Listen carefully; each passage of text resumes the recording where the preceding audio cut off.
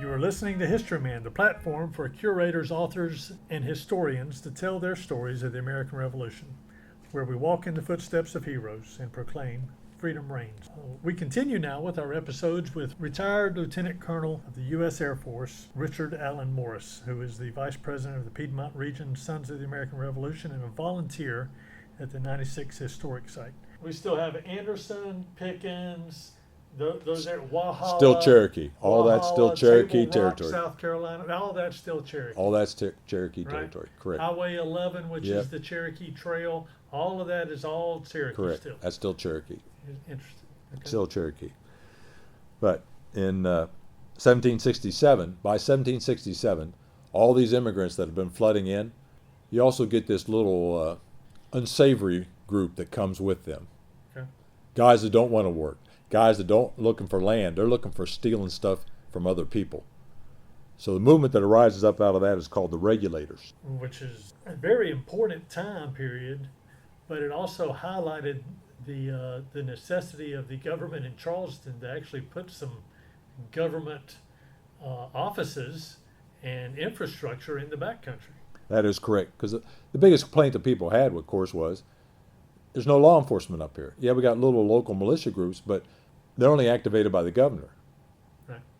And because of the Indian threat, most of those guys had gone home, back to their homes, and were taking care of their families and stuff. So when the Regulators took it upon themselves to basically enforce what was right, what was wrong.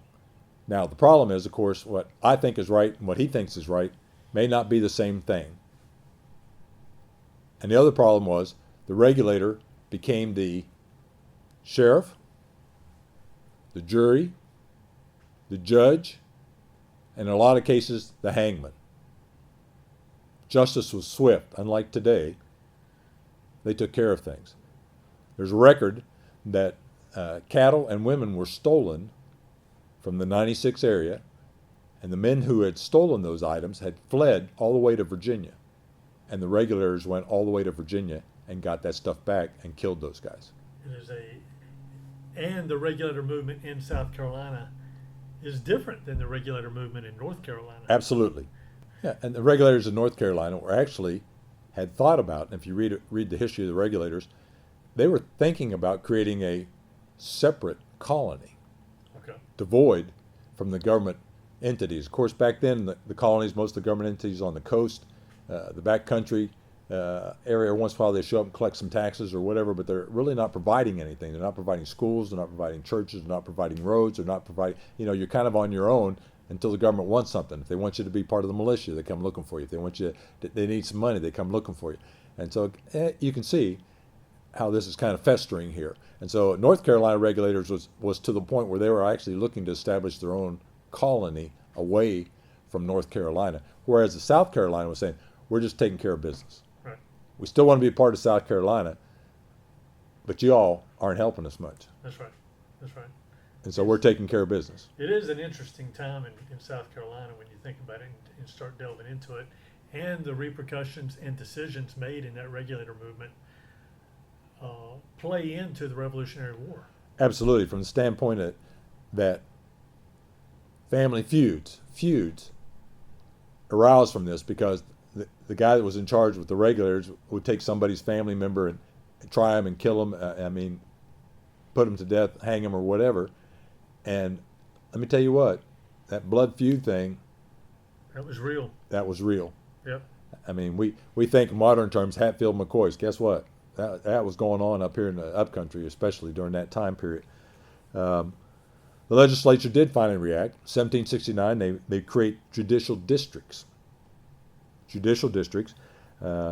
going to put a jail and a courthouse in each of the districts. 96 was selected as the site for the 96th district. And so there's going to be a courthouse built. There's going to be justice brought to the area. Of course, just like any other government project, 3 years later, 1772, they build the courthouse. They build the jail. But the jail is really good. They take advantage of the red clay, make their own bricks, build a 3-story brick jailhouse, The bottom story is the jailers. The second story is the jail. The third story is used for storage. Now, that was built in 1772. The circuit judge would show up in April and November. So if you got arrested in May, you had to wait till November before the judge came back. That's crazy. So twice a year, that circuit judge would come ride through 96 and would listen to all the complaints and stuff. By then, though, they built the jail at the intersection north of Gowdy's trading post. Why? Because that's where all the roads kind of came together. How many roads were there? There were up to 6 roads, they said, that actually came into the area north of Gowdy's.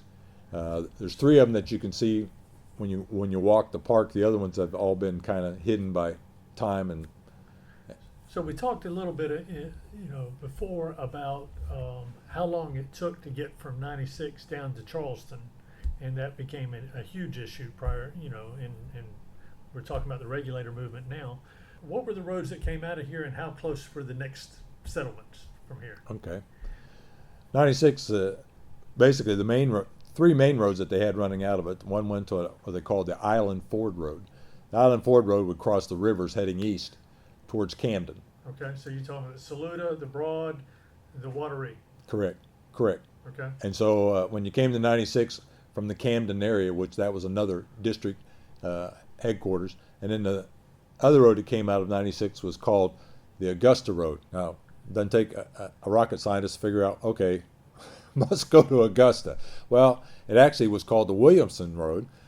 There was a plantation out to the west called Williamson. That's where he had his plantation. When you say plantation, what are you talking about? I'm talking about a log cabin. A lot of people have that, the white columns and the big and all. No. We're not talking antebellum here. Not antebellum We're talking here. Farm. Farm. That is exactly right. These people called their land holdings plantations. That was just the term that they used. Farm is what we use nowadays, but they called them plantations back in the 1700s. And it was just land with a house on it, basically, or a couple outbuildings. Not necessarily a good house either. Not necessarily. So going out to the west, they had this road leaving from 96. If you turned left, you went to Augusta. If you turned right, you went to Oconee, which was the Indian village up by Clemson, where Clemson is now. How long did it take to get to Camden? Get to Camden was about a 2.5 days. Oconee. Oconee was almost 7 days to get up there. Okay. Yeah, a little bit longer. And then Augusta was about a 3-day trip as well. Wow. Okay. And you'll see how some of these things, if you're really in a hurry, you can make it in 2. If you don't have a lot of baggage and stuff like that, the guys who are just riding horses and stuff could probably make it in 2 days. But it's still, it's a distance. Now in between there, you have little settlements. Okay. But these were the major towns. These are where the forts are at. These are the ones where if trouble came, that's usually where you would gather at these 3 different towns up in the upstate at that time, the different districts. The Whitehall, they also called it the Whitehall Road. They also called it that same one, Williamson's Road, Whitehall Road, Augusta Road, Hard Labor Road. There's a creek called Hard Labor Creek. Well, so was it called Hard Labor Creek back then? Yes. Really? Yes. I've always thought, well, that's just because named after some road crew from the prison or something. But we're talking back to the Revolutionary War time. Before the Revolutionary War time, because it was hard labor to get the farm going. Chop down all these trees, build a house, clear the land. It was just, they considered it hard labor, and they'd already named that road Hard Labor. So when you go up to Orange County, Virginia, one of the areas that the settlers would come into, and then some of them came down from Orange County, Virginia, and came down into the Carolinas. But you go back to some of their original colonial records, and they had highway maintenance records, where the people in the community, they were given the responsibility of maintaining a road between this place and this place. Do we have any type of records like that here? I haven't seen any records about maintenance of the roads. I can tell you that my grandfather was one of these road guys in West Virginia, and he had a section of road, and they said you could get to his house because that's where it ended. So he maintained it from the main road to his house. The road was good. Everybody else's, not so good. Wow. Tell us about 1774 here at 96. 1774, you got to look at overall the history that's going on in South Carolina. They attend the First Continental Congress in Philadelphia. In December, they decide to hold elections. Elect their own government. The governor, key point, the British governor had left. The new governor had not shown up yet. So there's no British presence in South Carolina at that time. So technically, from an English standpoint, they had vacated their authorities. Transition. They like to call it transition. Yeah. They had a guy come and identify, but the other guy got sick or something, had to go home early. You know, it's one of those type deals. So the lieutenant governor is supposedly over the over the kingdom, so to speak. But really, the legislators got together, banded together, and actually formed a separate government in Correct. South Carolina. Correct. So you had two governments operating and in South Carolina. They call it a provincial Congress. I see. Okay. Provincial Congress. It was elected in December. South Carolina, in January they met and basically said, okay, these are some of the things we're going to do. These are some of the things we have to do. And then, of course, during the spring, they're getting feedback from the British, and they're not sure. Things are starting to heat up. Troops are starting to show up north. Writing's on the wall. Right. There's going to be a conflict, they feel. And what happens in July is they notify the militia up in the 96th district that you need to go secure the supplies that is at a fort called Fort Charlotte on the Savannah River. That fort had been built on the Savannah River and supplied to fight the Indians. Okay. That's why it was there. Not as a threat to, it'd been there for a while. It wasn't something new. So they contacted the people up in this area. The force that went to get the supplies was. When you say they, who is they? That's the Congress. That's the Provincial Congress, South Carolina Provincial Congress. The Council of Safety coming out of that? Council of Safety coming out of that. Okay. Just like the other colonies, they created a similar organization. They contacted the gentleman who was leading the militia at this time was a guy by the name of Major Mason, James Mason. He is buried at 96 Historic Site. They moved him because when they built the dam, they flooded his farm where he was buried, and they actually moved him and his wife both to the historic site, and they're buried out on the site. Let's go down a little rabbit hole right here, Okay. because I think it actually plays into some of the dynamics in the back country. Mason was elected as leader, or appointed, maybe I should say appointed as leader of the militia at 96, but it was actually between him and someone else. Correct. And that someone else plays a pivotal role in the British workings going on around 96 as well. Correct. Who was that? Cunningham? Robert Cunningham? Cunningham was one of them, but there was another gentleman who actually went to Fort Charlotte, and as soon as I see his name, Joseph Robinson. Okay. Major Joseph Robinson had gone to Charlotte with Mason when he got the supplies. When he brought the supplies back to 96, why? Because 96 had the brick building. Right. That was considered. There's no fort. There's no fort there at this time. There's a town with a courtroom and a jail, which occupies basically where all the roads come together. Okay. There's about 12 houses, the courthouse, and the jail. This guy by the name of Robinson, Major Robinson, and Mason go get the supplies from Charlotte, bring them to 96. And they have a contingent of soldiers with them. Oh, absolutely. It's not just those two going No, on no, a no. little ride. No. They take the whole militia contingent Correct. in there to Fort Charlotte. Right. But there's no battle. When they show up at Fort Charlotte, most of the militia who are manning that fort, there's only like a half a dozen people that are there at the fort. Okay. Well, these guys all know each other. They all fought Indians and, everything else together. So how dedicated are they to defend that fort? Probably not so much. But the rest of them are home because there's nothing going on. Right. The Indians aren't uprising. There's nothing going on. So those guys are kind of like caretakers for the fort. And it was in pretty bad disrepair from what I could read, the history. They hadn't really taken care of it. It's so to even speak. worse than a light station or a lighthouse on Correct. the coast, right? So Correct. these guys are just like, whatever. Yeah, we got a cannon, we got some gun. Okay. Nobody checked on them. There was nothing going on. So them guys showed up and said, hey, we'd like to take that. They said, okay. So there really wasn't a battle, so to speak. Okay. But they took the stuff. They took the 96. Joseph Robinson then decides that, I think I like the king better. This is in the middle of this mission for them to go to Fort Charlotte, grab these things, and bring them back to 96. In the middle of this mission, he changes his loyalties. Correct. This was, you need to take your militia and go. And they'd kind of been geared towards that because of the Indian raids and all the other stuff that they'd done in the past. That's the way it happened. They'd call up and say, okay, we got this going on. You need to go over here. You need to go over there. And so for him to grab his gun, it's just like another militia call. Okay. All right. So he picks up his gun and goes. But then when he sees what's going on, we're taking the king's stuff now, the king's stuff, and we're bringing it and we're going to use it. Let me think about that. That's not right. I like the king. I'm not doing this anymore. Okay. And so he basically swaps sides. But we will see him again.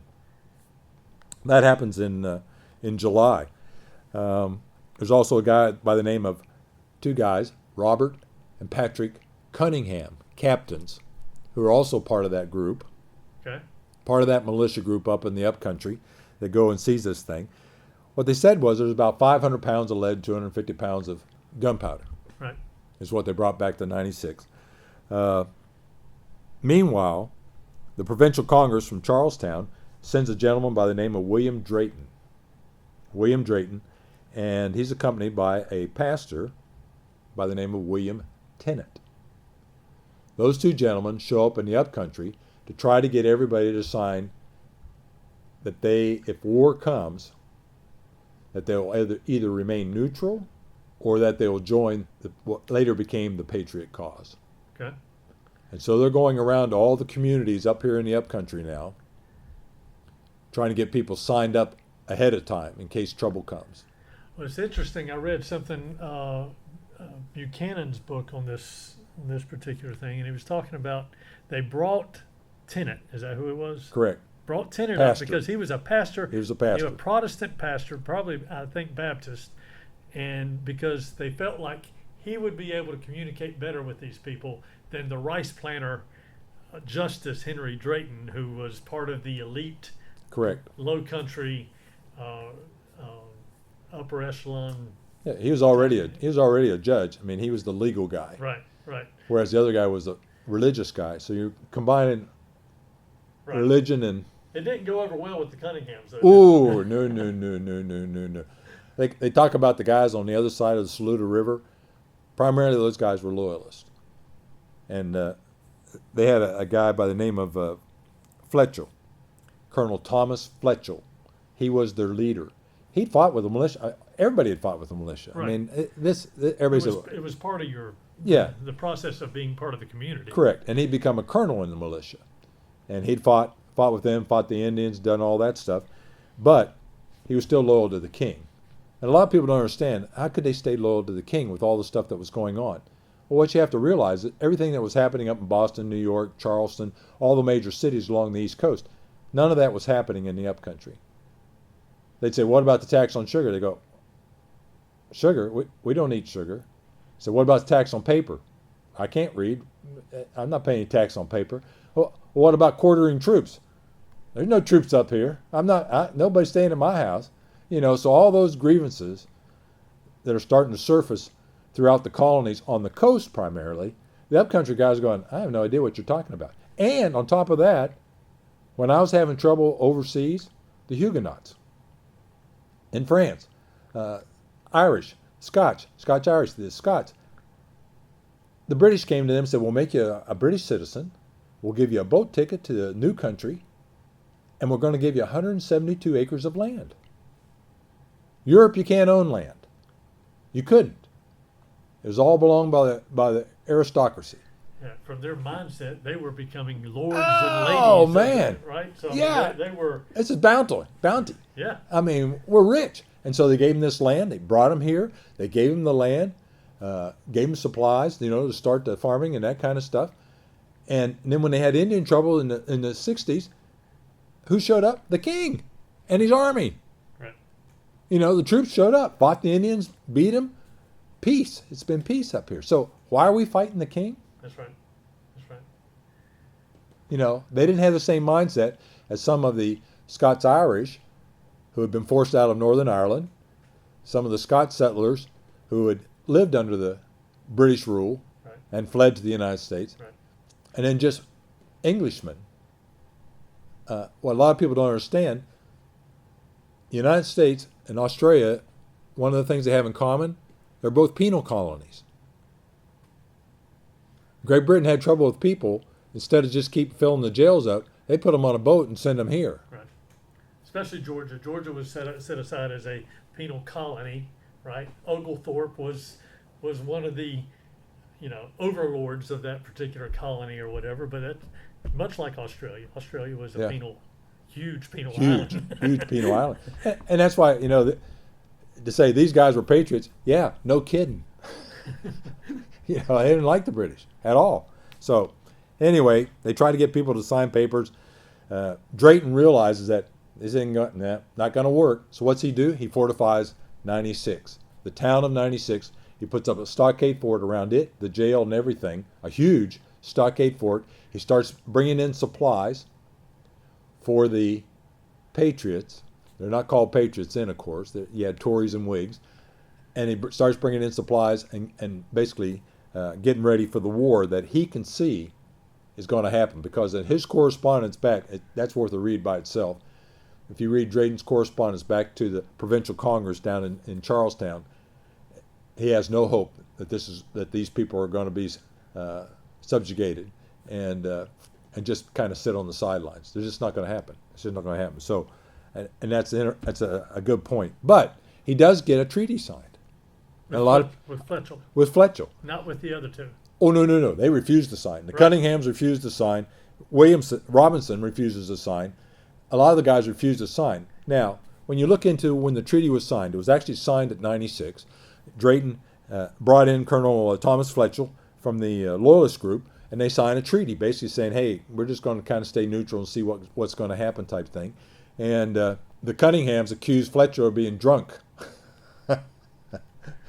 He showed up and they started giving him alcohol. And they said by the time they got to the treaty part, he didn't know what he was signing.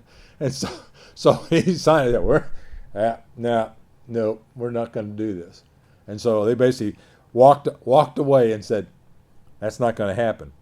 Now, in October, the provincial congress, trying to keep the Cherokee out of the war, had contacted the Cherokee and said, tell you what, the British usually supply you with lead and gunpowder for the winter hunting season so you guys can survive the winter. We will do that. We're such nice guys, we're going to do that. So they're sending a wagon load of supplies to the Cherokee on this side of the mountain, of course, up to Oconee to basically allow them to go hunting supplies. Well, Cunninghams hear about this wagon coming, and of course they spread the rumor that the Congress is arming the Indians to fight against the Loyalists. And so they get a group together that goes and intercepts this wagon about 7 miles south of 96. And they take the lead and the gunpowder, of course, and they go back to their homes. Well, that gets back down to the south, and they say, okay, they had about 1,000 pounds of gunpowder, about 2,000 pounds of lead. But it doesn't stop there, of course. No. In November, they come and take the gunpowder and lead that's in 96. And they basically arrest Major Mason, who's in charge of the militia force there, and put him in jail. In the jail at 96. And then once they're gone, of course, they let him out. Well, when the Congress finds out about it, they said, you all need to go get that stuff back. This is the stuff that was going to Oconee. Correct. Okay. All that stuff. The stuff they'd stolen from Charlotte, the stuff they kept, it all happens all about the same time. See, Okay. There's a lot going on. So you. they're saying, you need to go get that stuff back. So the militia forms up at 96. And the guy leading the militia at 96, because Mason now is somewhere else, is a guy by the name of Andrew Williamson, Okay. who has a plantation, farm, just west of 96. So he puts together a militia force, and he gets about 500 guys. 500 to 600 militia guys respond to the call, and they're going to go across the river to around where Salute is at to basically get this stuff back. Well, Thomas Fletcher and the Loyalists hear about this, and so they put an army together too, except their army is about 12 to 1,500 guys. So Williamson, when he hears about this, he says, "This is not good." What year is this? This is 1775, Okay. November 1775. Okay. All right. And so he says, "We're going to stay here at 96 until we get more people." Now, he's joined by a couple of other folks, a guy by the name of Pickens. Andrew Pickens shows up with his little militia guys, but it's still not enough. He doesn't think there's enough there. And then he hears that the Loyalists are coming across the river and they're going to meet him. They're not going to wait on him. They're coming to meet him. And so what they do is they evacuate the town. The little militia force that he has evacuates the town across the creek, spring, to a farm, which is just west of the town of 96. Okay. And he makes a fortification out of that town because the Loyalists now are about 2 hours away. Now you're thinking, okay, so how do you build a fortification in 2 hours? Mm-hmm. Back into 1750. Right. He took his fence apart. The guy that had the farm, split rail fence. You take the fence apart, stick the rails between the buildings in the farm and the outbuildings, and that becomes your fort. And they named it Fort Williamson. All in 2 hours. Oh, in about 2 hours. Wow. Now, they also had a herd of cattle. They'd brought, sacks of flour and stuff. And so they got about 500-600 guys in this little fort with the cows and everybody else. Wow. Waiting for the Loyalists to come across. And they do. And the Loyalists do show up. And, of course, who's at the leading? Major Robinson. Remember the gentleman from Fort Okay. Charlotte in the first encounter? Patrick Cunningham. Okay. Those are the leaders. And those guys show up, and they start talking. The first thing is they're talking. Now, one thing that the Patriot Force did have was they retained 3 swivel guns. And so they had mounted these swivel guns in the corners of their fort to also help even the odds. So when you go to 96, that fortification is not going to be there, is it? It is. It is there. Because that fortification that's currently at 96 today is the same spot where they built a fortification in 1781. Same farm. Very good. The buildings are the same buildings that are outlined there were the same buildings that were there, maybe a couple extra. You can technically see. I mean, if that's the same one, you can actually see how they did that, and the buildings are close enough together that you can actually put those timbers in between there and create a palisade, so to speak. Exactly. Yeah, Exactly. And of course they were using whatever else was available, Sure. the farm, wagon, wheel, whatever, Right. to help build this fort. So they build this thing up. At the same time, remember Drayton? He's returned to Charlestown, and he's told them it's going to be trouble. Charlestown contacts the militia force at Camden, a gentleman by the name of Richard Richardson. Colonel Richard Richardson puts together a militia force at Camden, and these guys come even from North Carolina. Is that right? A Patriot militia force of over 2,000 guys, and they're building this force up basically to take care of the Loyalists in Saluda. At the same time that this battle is about to occur. The first land battle in the South occurred at 96 between neighbors. All right. So you got a contingent. Let's call them Patriot and Tory. You got Patriots inside of Williamson Fort. Surrounding them is a Tory, 2,000 Tories 2,000 Tories, and then you got another Patriot force coming. from Camden, but they don't know about yet. Okay. Well, we think they don't know. Okay. There's a force forming in Camden at the Okay. same time. Fair enough. These guys shoot at each other for 3 days. The reason it started was, and depending on which account you read, there's a couple guys going down to the spring. The spring goes between where this fort's at and the town. Okay. That's the only water in the area. So they're going down to get water, and the Tories grab them. Well, of course, they said, wait a minute. We're talking here. Give them back. They said, no. Well, then somebody fires off a shot. And the rest, as they say, is history. Right. Because then everybody's shooting. Right. Everybody's shooting. One guy killed on each side. Okay. 3 days. Now think about this. These guys are backcountry guys. Most of them have rifles, not muskets. We're not talking muskets here. We're talking rifles. Accurate up to 300 yards. One guy's killed on each side. Do you think they're really trying? No. They're just trying to make their point, right? They even erected a mandolet. A what? A mandolet. Okay. Basically what that is, it's a wall, a wooden wall, on wheels, and they were pushing this thing towards the fort, hiding behind it so they wouldn't get shot.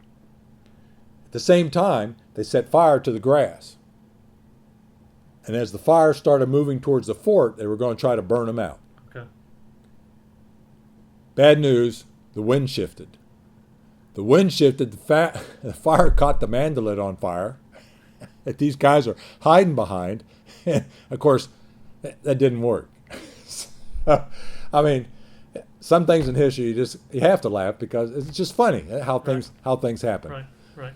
Meanwhile, they finally get to the third day. They're putting together forces. They're going to go hand to hand now because gunpowder's a little short. Mm-hmm. After 3 days of shooting at each other, gunpowder's a little short. So they're going to put together this force, and they're going to attack out of the fort, Williams's fort, and just try to escape, basically. They're not going to try to kill all these guys. They're just trying to get away. Meanwhile, they get a white flag from the jail. That 3-story building across the way, across the creek there, they see a white flag. So they go walk out and talk. They say, we need to talk about this. No, this is crazy. We just need to talk about it. So meet you for breakfast tomorrow morning at 8 o'clock. And so they did. In the town, they went over to the town. They had breakfast together. They hashed out this treaty. And I could read you the treaty if you'd like to know what was on it. Yeah. This is what the treaty entailed. We're going to end hostilities. We're going to forward it to a higher authority. Now, the higher authority for the Patriots is the Congress. The high authority for the Loyalists is the governor who's sitting in a boat off the coast of South Carolina because they won't let him in the country. Right. Won't let him in the colony. This is going to last for 20 days. 20 days peace. The Tories are going back to Saluda. The Whigs are going to destroy the fortification, Williams's fort.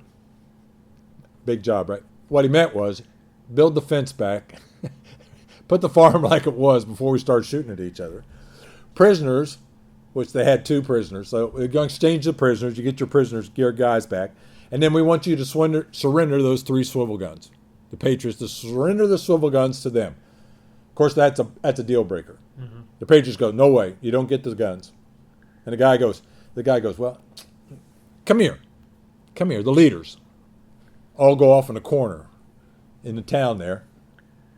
You give me the swivel guns, and I'll give them back. And so they did. That was the agreement. They gave them the swivel guns in the morning. They kept them for a couple hours. The guys walk out holding the swivel guns. All the Loyalists go, we won. They leave for home. Right. They're done. The war's over. We're going home, back to our farms. And then once everybody's gone, the leaders of the Loyalists go, here, you can have them back, and hand them back to the Patriots.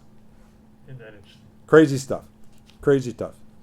Like I said, there is a monument down at 96 for the first Patriot killed in the South. And that's a guy by the name of James Birmingham. Wow. The Patriots they think about 12 wounded. The Loyalists had anywhere from 12 to 50 wounded. They're not sure because the guy gets shot and he just leaves. And they weren't sure who was just leaving and who got shot. So they're not sure exactly what the numbers were, but 1 killed on each side. The Loyalist that was killed was Captain Looper, who actually lost his life at 96. So wow.